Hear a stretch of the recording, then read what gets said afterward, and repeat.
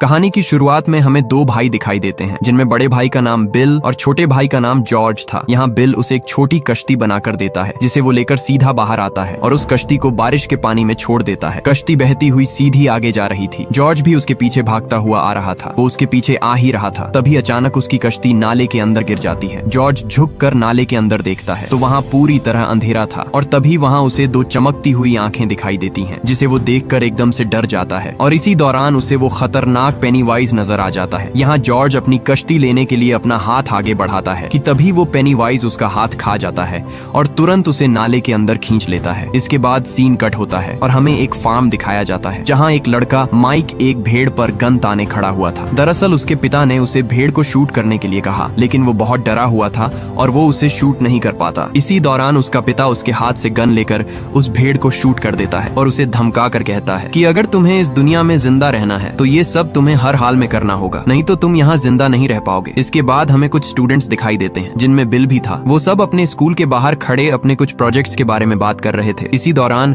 वहाँ एक औरत स्कूल के बाहर खड़ी अपनी बेटी के आने का इंतजार कर रही थी, जो कि पिछले पूरे एक हफ्ते से गायब है और अभी तक उसकी माँ उसके आने की आस में खड़ी थी। तभी वहाँ एक बदमाश लड़कों का ग्रुप आकर वहाँ बिल के दोस्तों को तंग करने लगते हैं। ये देखकर बिल उन्हें जोर से चिल्लाकर कहता है, तुम सब बहुत पछताओगे। इसलिए ये सुनकर वहाँ एक लड़का हेनरी आकर उससे कहता है कि मैंने तुम्हें तुम्हारे भाई की वजह से छोड़ दिया, लेकिन अब नहीं छोड़ूंगा। तभी वो वहाँ कुछ पुलिस वालों को खड़ा देखकर उसे छोड़कर वहाँ से चला जाता है। इसके बाद बिल सीधा अपने घर आता है, जहाँ वो अपने भाई की वजह से बहुत दुखी था। वो एक डमी पुतले को लेकर एक पाइप में डालकर ऊपर से पानी को छोड़ देता है, जिससे वो डमी पुतला बहता हुआ सीधा उस पाइप से बाहर आ जाता है। ये देखकर वो अपने डैड को बताता है कि इसी तरह मेरा भाई जॉर्ज भी उस दिन बारिश के पानी में बहता हुआ कहीं दूर चला गया होगा और मुझे लगता है शायद वो अभी भी जिंदा है। आगे से उसका डैड उस पर गुस्से होकर कहता है कि अब जॉर्ज हमारे दरमियान नहीं रहा और तुम भी उसे भूल जाओ, क्योंकि वो अब हमें कभी भी नहीं मिलेगा और वो मर चुका है। इधर माइक भेड़ों का गोश्त बेचने के लिए शहर आता है कि तभी उसे वही बदमाश लड़के दिखाई देते हैं जो वहाँ उसके पीछे आ रहे थे। ये देखकर वो तुरंत वहाँ छुप जाता है और किसी तरह वो उनसे बच जाता है। वो गोश्त निकाल ही रहा था, तभी वहाँ उसे दरवाजे के हिलने की आवाज आती है और इसी दौरान उस दरवाजे से बहुत सारे अजीब से हाथ बाहर निकलने की कोशिश कर रहे थे और तभी वहाँ वो दरवाजा अपने आप खुल जाता है और वहाँ उसे उसी पेनीवाइज की परछाई दिखाई देती है। वो उसे अपने काबू में करने की कोशिश कर रहा था। ये देखकर उसके पैरों तले जमीन ही खिसक जाती है, लेकिन इसी दौरान वही बदमाश लड़के वहाँ आ जाते हैं और वो बदमाश लड़का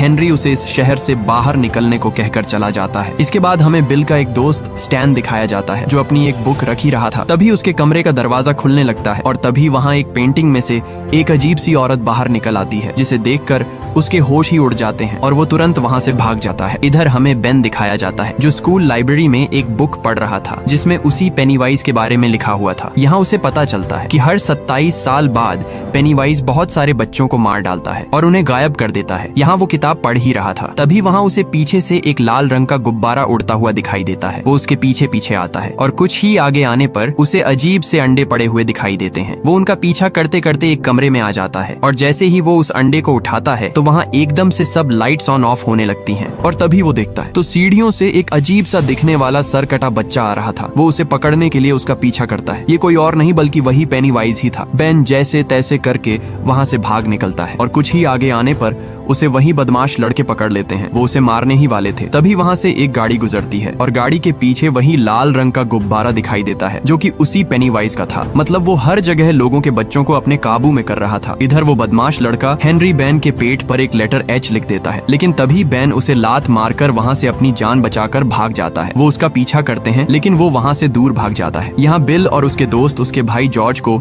वहाँ उस नाले के एंड पर देखने के लिए आए हुए थे, क्योंकि बिल को अभी भी लगता है कि उसका भाई जिंदा है और वो यहीं कहीं होगा। ढूंढते ढूंढते बिल को वहाँ एक जूता मिलता है, जो जॉर्ज का नहीं था। दरअसल ये उसी औरत की बेटी का जूता था, जो उस दिन अपनी बेटी को स्कूल के पास ढूंढ रही थी। मतलब वो भी उस पेनीवाइज का शिकार बन चुकी है। यहाँ रिची उन सबसे कहता है कि हमें और आगे नहीं जाना चाहिए, क्योंकि अब हमारी जान को खतरा है। क्या पता वो खतरनाक पेनीवाइज अंदर जाते ही हमें जान से मार डाले। तभी वहाँ बेन पहुंच जाता है और वो उसे सीधा मेडिकल स्टोर ले आते हैं, लेकिन वहाँ और दवा लेने के लिए उनके पास पैसे कम पड़ जाते हैं। लेकिन तभी वहाँ बेवर्ली आ जाती है और बिल उसे बताता है कि हमारे पास पैसे खत्म हो चुके हैं। इसलिए बेवर्ली वहाँ उस काउंटर पर खड़े एक आदमी का ध्यान अपनी तरफ कर लेती है और तभी एक मेडिकल किट को नीचे गिरा देती है, जिससे उस आदमी आदमी का ध्यान बिल और उसके दोस्तों से हट जाता है और इसी का फायदा उठाकर वो वहां से भाग जाते हैं और एक जगह पर आकर वो बेन के जख्म पर पट्टी करते हैं। इधर हेनरी का एक दोस्त उसी नाले के अंदर बेन को ढूंढने के लिए आ जाता है। वो बेन को ढूंढते ढूंढते आगे बढ़ता है, लेकिन तभी उसके सामने वहाँ बहुत सारे जले हुए लोग आ जाते हैं। वो भागता भागता एक जगह पर पहुंचता है, लेकिन वहाँ से वो नाला बंद था। इसी दौरान वो पीछे मुड़कर देखता है तो वही लाल रंग का गुब्बारा उसकी तरफ आ रहा था और आते आते वो एकदम फट जाता है और उसके पीछे से वो पेनीवाइज निकलकर उसे वहीं पर मार डालता है। इसके बाद सभी दोस्त बेन के घर आते हैं जहाँ बहुत सारी पेंटिंग्स लगी हुई थी और तभी वहाँ एक पेंटिंग में उसी पेनीवाइज की भी तस्वीर दिखाई देती है। मतलब वो पेनीवाइज अभी भी इन सबके पीछे पड़ा हुआ था, लेकिन वो उन पेंटिंग्स पर ज्यादा ध्यान नहीं देते। दूसरी तरफ एडी अपने घर की तरफ जा रहा था। जाते जाते उसे रास्ते में एक अजीब और डरावना घर दिखाई देता है। इसी दौरान उसकी दवा लेने का समय हो जाता है। वो अपनी दवा लेने ही वाला था, तभी वहाँ उसी घर से अजीब सी आवाजें आने लगती हैं। ये सुनकर उसके अंदर एक डर सा बैठ जाता है, लेकिन वो ध्यान नहीं देता और चल पड़ता है। इसी दौरान उसकी दवा वहाँ गिर जाती है। एडी एक एक करके अपनी गोलियां उठाता है और एक गोली को हाथ लगाने ही वाला था, तभी वहाँ एक अजीब सा हाथ उसकी गोली को उठा लेता है और तभी वो अजीब सा इंसान उसके सामने आ जाता है। ये देखकर वो वहाँ से तुरंत भागने लगता है और भागता भागता वो एक जगह पर आकर रुक जाता है और दूर खड़ा वही पेनीवाइज उसे दिखाई देता है। ये देखकर उसके होश ही उड़ जाते हैं। इधर बेवर्ली अपने घर थी तो उसे एक कार्ड मिलता है जिस पर कुछ अजीब सी पोएम लिखी हुई थी जो उसके दोस्त बेन ने लिखी थी। तभी वहाँ बेसिन से उसे कुछ आवाज सुनाई देती है। जब वो देखती है तो अंदर से बहुत सारे बच्चों के चिल्लाने की आवाजें सुनाई दे रही थीं और वो सब उसे भी अपने पास बुला रहे थे। वो तुरंत एक इंची टेप उस बेसिन के अंदर डालती है और जब वो उसे बाहर निकालती है तो उसके साथ बहुत सारे बाल और खून लगा हुआ था। तभी उसके अंदर से बाल निकलकर पूरी तरह उसे पकड़ लेते हैं और उसे अंदर खींचते हैं। बेवर्ली जैसे तैसे करके खुद को छुड़ा लेती है, लेकिन उस बेसिन से बहुत सारा खून पूरे अंदर फैल जाता है। वो डर की वजह से एक दीवार के साथ बैठ जाती है। इसी दौरान उसके डैड आ जाते हैं। वो उसे कहते हैं कि इतना क्यों चिल्ला रही हो। बेवर्ली आगे से बताती है कि उस बेसिन से बहुत सारे बच्चे चिल्ला रहे हैं, लेकिन उसके डैड को उसकी एक बात भी समझ नहीं आती। और हैरानी की बात, कमरे के अंदर लगा हुआ बहुत सारा खून भी उसे दिखाई नहीं दे रहा था। उसका डैड उसे बताता है कि ये तुम्हारा वहम होगा। इधर बिल की भी एकदम से आंख खुल जाती है। जैसे ही वो उठकर देखने आता है तो एक कमरे से खुद ही लाइट ऑन हो जाती है। वो न चाहते हुए भी डरते डरते उस कमरे की तरफ बढ़ता है और उस कमरे में जाते ही वहाँ कोई भी नहीं था। वो अपने कमरे में बैठा ही था। तभी उसे किसी के भागने की आवाज आती है। वो उसके पैरों के निशान का पीछा करते करते एक जगह पर पहुंचता है जहाँ उसका भाई जॉर्ज भागता हुआ दिखाई देता है, जिसे देखकर उसके पैरों तले जमीन ही खिसक जाती है। वो तुरंत उसका पीछा करते करते नीचे बेसमेंट तक आ जाता है जहाँ उसका भाई उसे अजीब तरीके से हंसकर कहता है, तुम भी मेरे साथ तैरने के लिए चलो। और इसी दौरान वो एक खतरनाक शैतान में बदल जाता है और तभी वो पेनीवाइज भी पानी से निकल बाहर आता है और अचानक बिल पर हमला कर देता है, लेकिन बिल मौके पर ही वहाँ से भाग जाता है। अगली सुबह सभी दोस्त सीधे बेवर्ली के घर आते हैं और उसी जगह जाते हैं जहाँ उस दिन बेवर्ली को वो बाल बेसिन के अंदर खींच रहे थे। सभी दोस्त वहाँ बहुत सारा खून देखकर घबरा जाते हैं। इसके बाद सभी वहाँ से घर की तरफ निकल पड़ते हैं। जाते जाते वहाँ वो उन बदमाश लड़कों की कार को देखते हैं और साथ में किसी की साइकिल भी गिरी हुई थी। वो सभी उसके पीछे भागते हैं। इधर वो सभी बदमाश लड़के माइक को गंदा गोश्त खाने के लिए मजबूर कर रहे थे। इसी दौरान उसे वहीं पेनीवाइज दिखाई देता है जो अपने हाथ में किसी का हाथ पकड़कर हिला रहा था। इससे पहले वो पेनीवाइज उसे अपने पास बुलाता, वहाँ उसे हेनरी पकड़कर मारने लगता है। वो उसे पत्थर मारने ही वाला था, तभी वहाँ दूर से पत्थर उसके सिर पर आ लगता है, जो कोई और नहीं बल्कि माइक के दोस्त थे। दोनों ग्रुप आपस में एक दूसरे को पत्थरों से मारने लगते हैं। यहाँ बिल और उसके दोस्तों ने उन बदमाश लड़कों पर इतने पत्थर बरसाए कि वो मौके पर ही वहाँ से भाग निकले। इसके बाद वो एक जगह पर आते हैं जहाँ उन्हें बहुत सारे लोगों के मिसिंग पोस्टर दिखाई देते हैं। मतलब उस पेनीवाइज ने अपना जाल फैलाकर सबको एक एक करके मारना शुरू कर दिया है। यहाँ बेन सबसे कहता है कि मैं उस दिन स्कूल लाइब्रेरी में एक बुक पढ़ रहा था जिसमें इसी हादसे के बारे में लिखा हुआ था कि हर 27 साल बाद सभी बच्चे एक एक करके गायब होने लगते हैं और ये घटना फिर 27 साल बाद शुरू हो जाती है, जिसमें कोई भी बच्चा उस पेनीवाइज का शिकार बन जाए तो वो उसे जिंदा नहीं छोड़ता। ये सुनकर अब बिल को समझ आने लगती है कि उसका भाई जॉर्ज भी उसी पेनीवाइज का शिकार बन चुका है। इसके बाद सभी दोस्त बिल के घर आते हैं जहाँ वो एक मैप लगाता है जिसमें उन्हें पूरे शहर डेरी का मैप दिखाई देता है। यहाँ बिल उन्हें इशारा करके बताता है कि जहाँ मैंने क्रॉस का निशान लगाया है वहाँ से मेरा भाई जॉर्ज गायब हुआ था। मतलब जो कोई भी गायब हो रहा है वो जगह गटर से जुड़ी हुई है और सभी गटर्स वेल हाउस में जाकर मिलते हैं और मेरा भाई भी मेरे घर के पास एक गटर से ही गायब हुआ था। बिल सबसे कहता है कि ये वेल हाउस ही वो जगह है जहाँ वो पेनीवाइज रहता है। इसी दौरान एडी सबसे कहता है कि मैंने भी उस दिन पेनीवाइज को उसी घर में ही देखा था और वहाँ मुझे एक अजीब सा दिखने वाला आदमी भी मिला था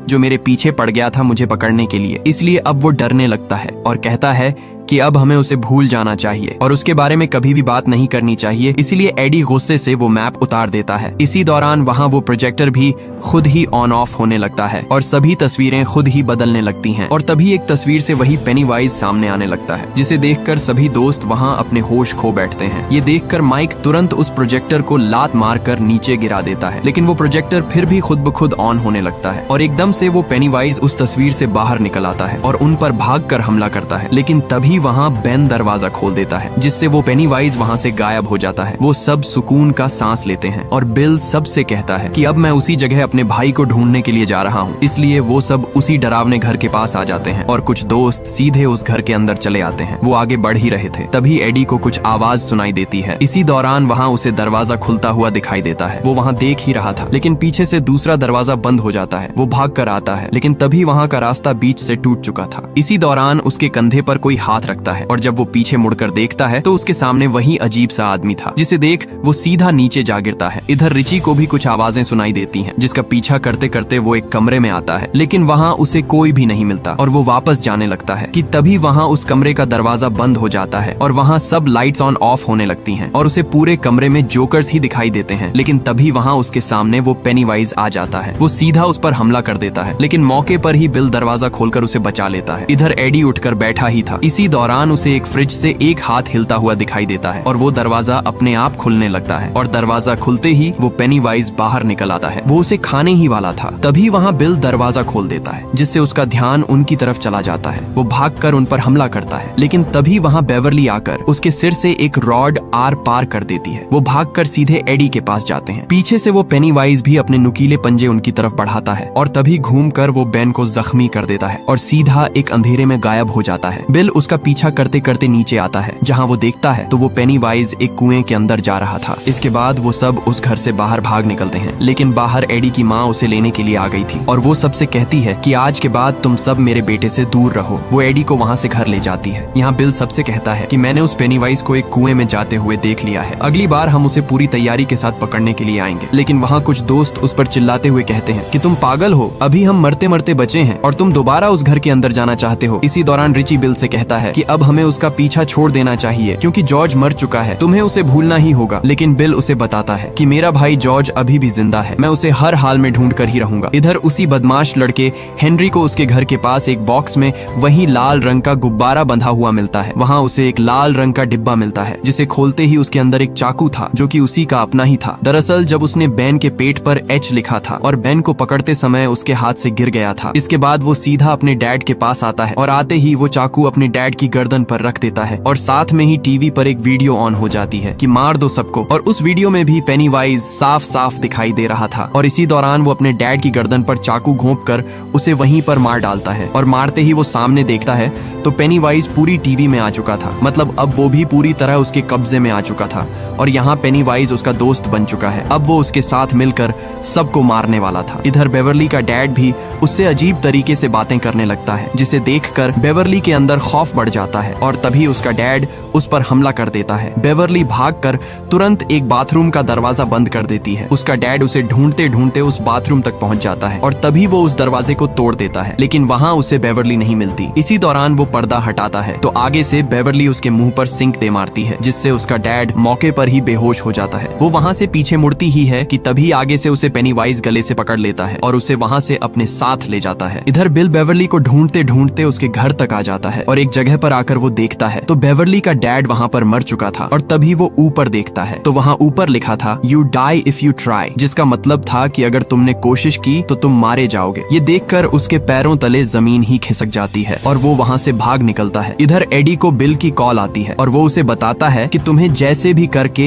अभी और इसी वक्त हमारे पास आना होगा। इसीलिए एडी भी निकल पड़ता है, लेकिन तभी उसकी माँ उसे रोक लेती है और कहती है कि तुम अभी पूरी तरह ठीक नहीं हुए हो, इसलिए तुम बाहर नहीं जा सकते। वो अपनी माँ से कहता है कि आज आप मुझे नहीं रोक सकती, मैं हर हाल में अपने दोस्तों के पास जाकर ही रहूंगा। इसलिए वो भी वहाँ से निकल पड़ता है और यहाँ पूरे के पूरे 6 दोस्त उसी घर की तरफ बढ़ रहे थे और इस बार सभी के पास हथियार भी थे। वो सब सीधे उस खतरनाक घर के अंदर घुस जाते हैं। अंदर आते ही वो उसी कुएं के पास पहुंचते हैं जहाँ से वो पेनीवाइज उस दिन गायब हुआ था। वो उस कुएं में एक रस्सी नीचे फेंकते हैं और सबसे पहले बिल उस कुएं के अंदर उतरता है। इधर हमें बेवर्ली दिखाई देती है, जिसे अभी अभी होश आता है, जो उसी कुएं के आखिर में गिरी हुई थी। वो उठकर ऊपर ऊपर देखती है तो वहाँ बहुत सारे बच्चों की डेड बॉडीज लटक रही थी। तभी वहाँ उसे किसी के आने की आवाज आती है और वो भागकर वहाँ एक दरवाजा खोलने की कोशिश करती है। इसी दौरान वो पीछे मुड़कर देखती है तो वहाँ वो डमी पेनीवाइज एकदम से बाहर निकलता है और तभी वहाँ वो गेट खुल जाता है और जब वो देखती है तो वही पेनीवाइज उसके सामने खड़ा था। ये देखकर वो वहाँ से भागती है लेकिन वो पेनीवाइज उसे गले से पकड़ लेता है। लेकिन बेवर्ली उससे कहती है कि मैं तुमसे नहीं डरती, इसलिए वो आगे से गुस्से में आ जाता है। वो उसे कहता है कि तुम डरोगी और मैं तुम्हें मार डालूंगा। इसी दौरान वो अपना खतरनाक और नुकीला चमकता हुआ मुंह खोल लेता है और उसका मुंह देखते ही बेवर्ली उसके काबू में आ जाती है। इधर सभी दोस्त नीचे कुएं तक चले गए थे लेकिन माइक आखिर में जाने ही वाला था। तभी हेनरी आकर उस पर हमला कर देता है और उसे नीचे गिरा देता है। बाकी दोस्त उसे जोर जोर से बुलाते हैं लेकिन इसी दौरान हेनरी वो रस्सी ऊपर खींच लेता है। इसके बाद हेनरी माइक को बुरी तरह पीटने लगता है। वो शॉट गन लेकर उसे मारने ही वाला था। तभी माइक जोर से अपने ऊपर से गन को हटा देता है और माइक मौके पर ही उसके सर पर पत्थर दे मारता है। इसी दौरान वो उसे धक्का देकर सीधे उसे कुएं में गिरा देता है। इधर स्टैन अपने दोस्तों से बिछड़ चुका था और वो एक नाले में गुम हो जाता है। यहाँ वो पेनीवाइज भी उसके शिकार के लिए उसके पीछे ही था। यहाँ सभी दोस्त स्टैन को ढूंढने में लगे हुए थे लेकिन इधर स्टैन को वो पेनीवाइज अपने काबू में कर रहा था और तभी एक औरत की शक्ल में वो उसके पास आ जाता है। इधर सभी दोस्त भी वहाँ पर आ चुके थे और उनके देखते ही वो पेनीवाइज उसे वहीं पर काट लेता है और वो पेनीवाइज मौके पर ही वहाँ से भाग जाता है लेकिन खुशकिस्मती से स्टैन बच जाता है। तभी बिल को वहाँ उसका भाई खड़ा हुआ दिखाई देता है। ये देखकर वो उसके पीछे पीछे भागता है और भागते भागते